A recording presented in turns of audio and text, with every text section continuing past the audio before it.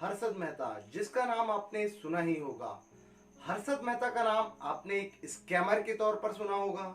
हर्षद मेहता का नाम आपने एक शेयर मार्केट के बादशाह के तौर पर सुना होगा।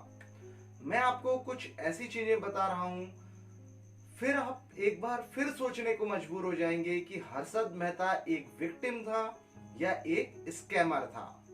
तो जानते हैं हर्षद मेहता के बारे में कुछ रोचक तथ्य। हर्षद मेहता का जन्म पनेली मोती, जो कि गुजरात में है, वहां पर एक मध्यवर्ती परिवार में होता है। हर्षद के पिता शांतिलाल मेहता एक छोटा सा टेक्सटाइल का बिजनेस करते हैं, साथ ही कपड़े की दुकान करते हैं और अलग अलग बिजनेसों में वह लगातार स्ट्रगल करते रहते हैं। शांतिलाल मेहता और रसीला बहन के 4 बच्चे होते हैं। अश्विनी मेहता, सुधीर मेहता, हितेश मेहता और हर्षद मेहता। अभी अभी हर्षद मेहता की पत्नी ने हाल ही में 30 साल बाद अपनी चुप्पी तोड़ी है और कहा है कि हमें इंसाफ नहीं मिला। ऐसा क्यों कहा, ज्योति मेहता ने आज हम आपको बताते हैं पूरी सच्चाई। हर्षद मेहता का जन्म गुजरात में हुआ, लेकिन उनका बचपन मुंबई के कांदिवली में गुजरा। उसके बाद पूरा परिवार सहित मोदहापारा, जो कि छत्तीसगढ़ में है, वहां पर आ गए। फिर हर्षद मेहता अपनी हाई स्कूल की पढ़ाई रायपुर से करते हैं। उसके बाद कॉलेज की पढ़ाई के लिए वह मुंबई चले जाते हैं। हर्षद मेहता बीकॉम की पढ़ाई करते हैं, साथ ही पढ़ाई के साथ साथ छोटे मोटे जॉब करते रहते हैं।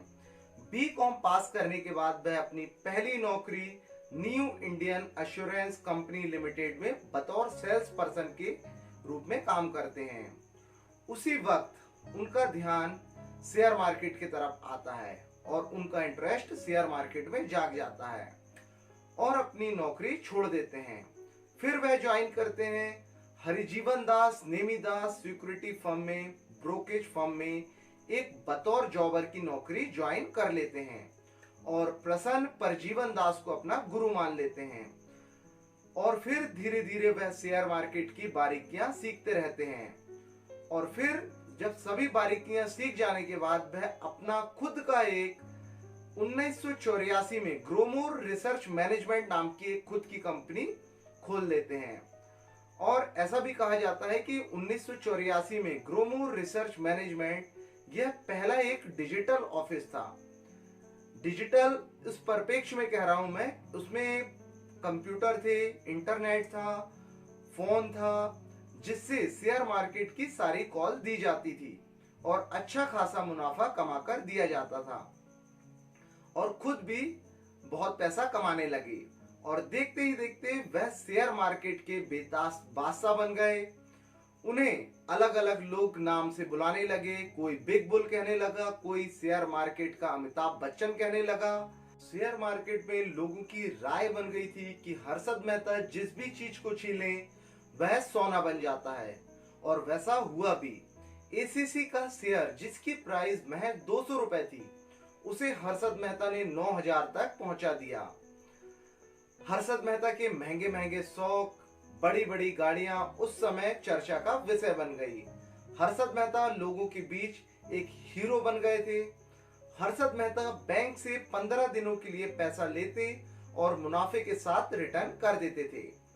15 दिनों का लोन अगर बैंक नहीं देता तो उन्हें अन्य प्राइवेट बैंक के जरिए बैंक रिसीव, जिसे बीआर कहा जाता है, वह देकर हर्षद मेहता पैसे ले लेते थे और पूरे मार्केट को अपने अनुसार चलाने लगे और मार्केट को मैनिपुलेट करने लगे।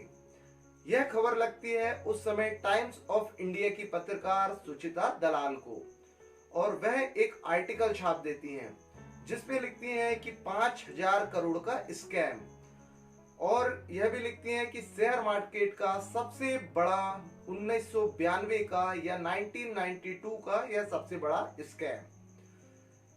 ऐसा भी कहा जाता है कि मार्केट को ऊपर रखने के लिए तत्कालीन पीएम नरसिम्हा राव ने हर्षद मेहता की मदद की थी, जिससे कि अर्थव्यवस्था अच्छी दिख सके। हर्षद मेहता ने यह खुलासा एक वरिष्ठ वकील राम जेठमलानी के साथ मिलकर एक प्रेस कॉन्फ्रेंस करके 1 करोड़ की रिश्वत लेने का आरोप तत्कालीन पीएम नरसिम्हा राव पर लगाया, लेकिन सबूत के अभाव पर आरोप बेबुनियाद साबित हुए। सन 1992 का यह सबसे बड़ा शेयर मार्केट का स्कैम या घोटाला माना जाता है। कुल मिलाकर हर्षद मेहता पर 72 मुकदमे दर्ज किए गए, जिसमें उन्हें सिर्फ एक ही मुकदमे पर सजा हुई और वह भी सजा 5 सालों के लिए हुई। 31 दिसंबर 2001 को ठाणे महाराष्ट्र में पुलिस कस्टडी से अस्पताल पैदल ले जाते समय हार्ट अटैक से हर्षद मेहता की मौत हो जाती है। सवाल मौत को लेकर बहुत सारे उठते हैं कि हर्षद मेहता को जब सीने में दर्द की शिकायत हर्षद मेहता करते हैं तो उन्हें पैदल अस्पताल तक क्यों ले जाया गया। वहां पर जबकि एम्बुलेंस भी मौजूद थी, गाड़ियां मौजूद थी, उसके बाद भी उन्हें पैदल क्यों ले जाया गया।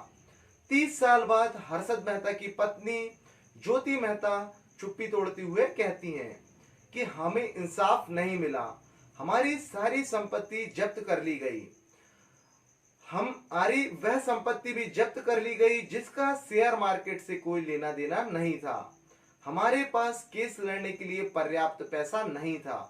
ज्योति मेहता कहती हैं कि हर्षद मेहता ने जब सुचिता दलाल टाइम्स ऑफ इंडिया में आर्टिकल छापती हैं, उसके 4 दिन पहले ही सारा पैसा बैंक को उन्होंने लौटा दिया था।